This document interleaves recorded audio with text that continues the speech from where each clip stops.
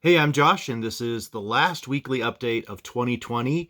It is December 28th, and 2020 is almost over, and 2021 is coming, and we have a lot of hopes and dreams about what the new year brings. We have also finished our first year as a church. We launched on January 5th of this year, and so this next Sunday is going to be our 1 year anniversary or our 1 year birthday, whatever you want to call it. And we're really excited that God has brought us through 2020. And what an interesting year to start a church and to try to maintain community. And God has been so faithful to us. There are so many things that we do not deserve, so many blessings and graces that God has given us this year, and a lot of challenges. Things don't look exactly the way we thought they would look. In some ways, they're better because God has been kind to us and strengthened us through this time.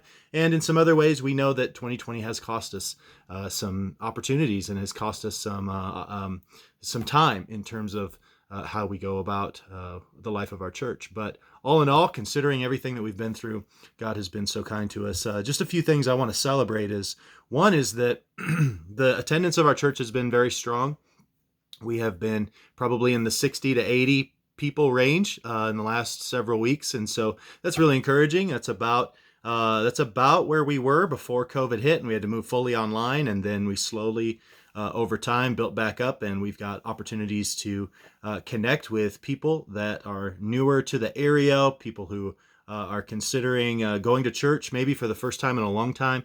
And so God is growing our fellowship. We're also really excited about the fact that we started with 22 members when we launched the church, and now we have 29 members. So we have brought people into the life of our church through membership, and we have had two members move away, and some others that have decided to be in different places, and that's okay. But overall, we have had a net gain of 7 members, and so our fellowship has grown. The officialness of our family is larger than it was before, and we're really grateful for those that have joined us, and celebrate those that are moving on and have moved on from the life of our church, and we wish them well and are excited about what God has for them as well. And so there's been a little bit of a shifting, as there is in any church, but it has been a positive growth for us in that regard.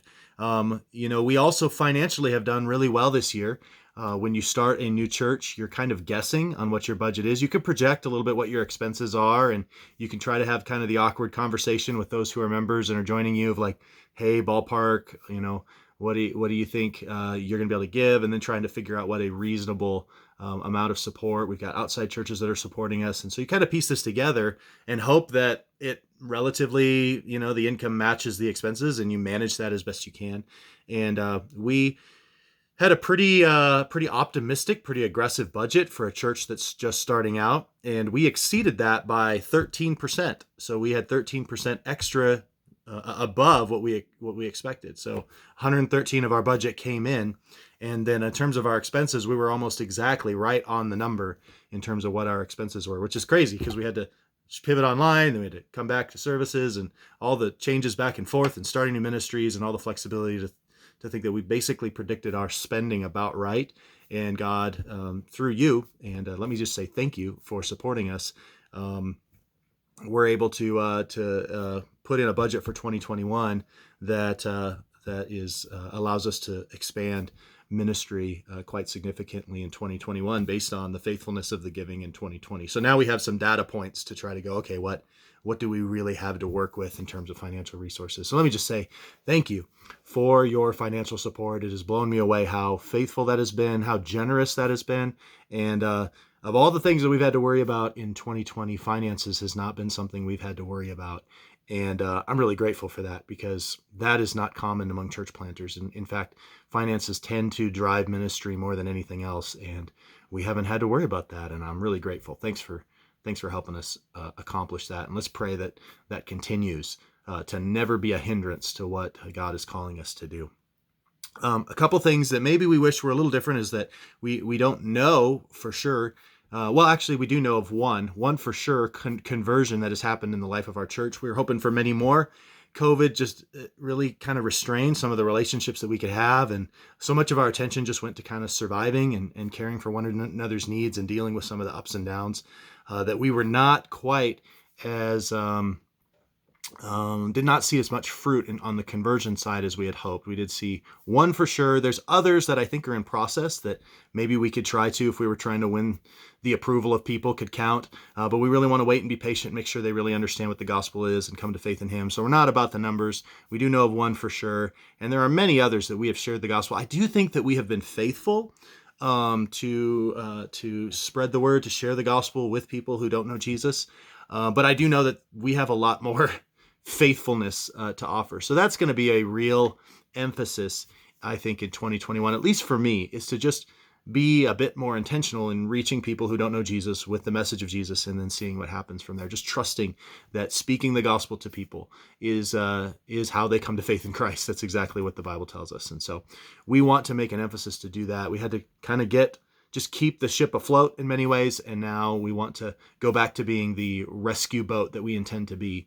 And so we've made it through, hopefully through 2020, and hopefully we have the kind of strength and now the fortitude and obviously just the mandate from God to be fishers of men more intentionally, more strategically, make that more of a priority. So pray for that we would see many conversions, and that 2020 was a setup for great fruitfulness, for great harvest in 2021. We didn't baptize anybody in 2020, and again, that's kind of connected to our conversions a little bit.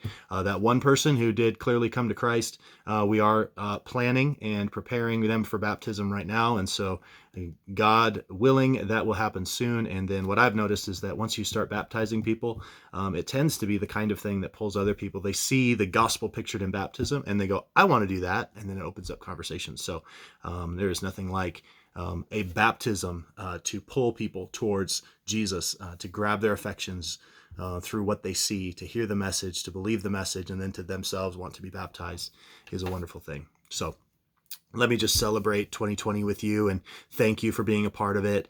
And just a few announcements as I close out today. One is that the Cross Conference is happening tomorrow at South Canyon Baptist Church. It starts at 5 p.m. This is a missions conference directed primarily at young people, but it's for anybody. So we encourage you to come if you would like to. We won't turn you away. You were supposed to register before, but if you want to come, just come. I'm in charge of it. So I guess whatever I decide goes. And I'm saying that you can come.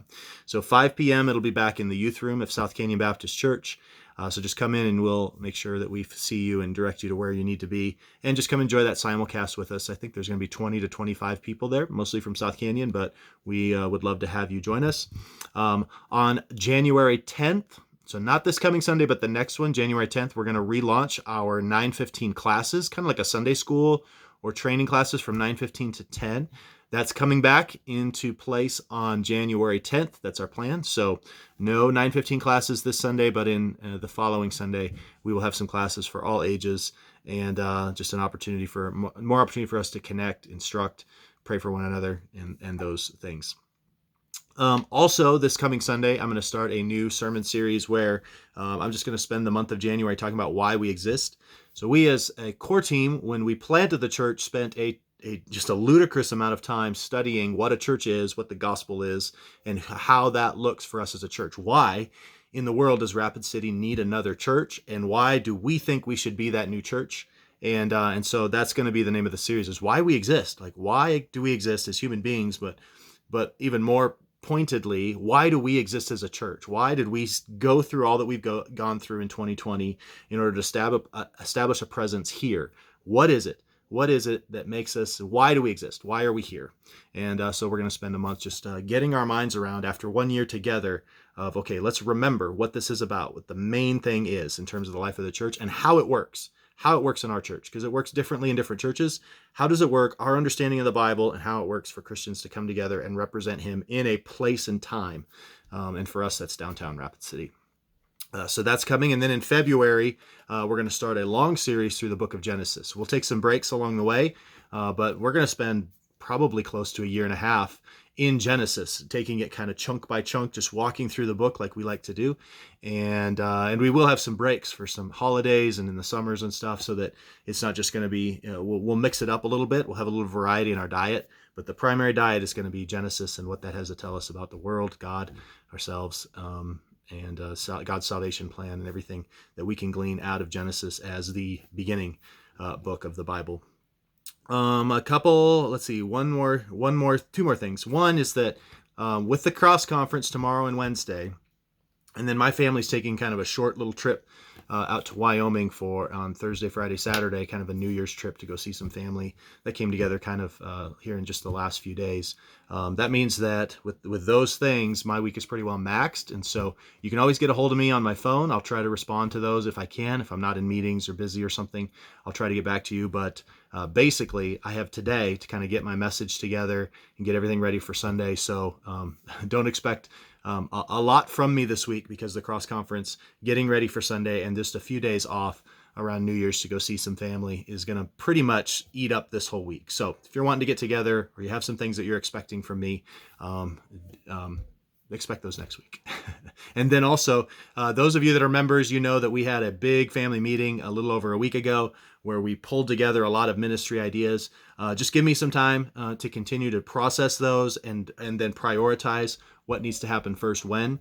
So I know that you're waiting for those kinds of things from me. I'm still digesting all of that information and then figuring out where's the best place to start. And so again, that'll probably be something that I'll be rolling out more next week in terms of like, okay, what is some of these new ministry ideas and ministry things that we want to do in 2021? Where do they fit? Where are we going to start? Who's going to be involved?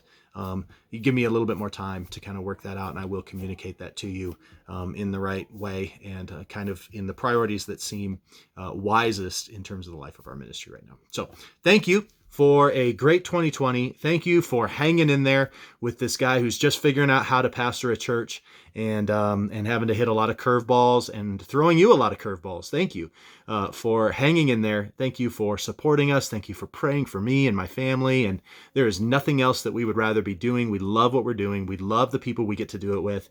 And we're glad that you're a part of it. And would love, as we enter into 2021, to just take it up a notch in terms of our own commitment level, in terms of the deepening of our friendships and discipleship and our evangelism, to see more and more things happen in the life of our church, not just to be busy, but to see the Lord at work in and through us and in each other's lives and in the community. We really think that we're poised well to see the Lord work in even greater ways in 2021 than we saw in 2020. So let's lean into that. And let's lean into our relationships. Let's enjoy, display, and share God's grace with the world. And I think it's going to work. I think the gospel is going to work. So it is the power of God. We lean into it. We proclaim it. We live it. And we are excited that we get to be in this thing at all, and we get to be agents of the kingdom. So God bless you. Have a great new year, and we'll catch you Sunday.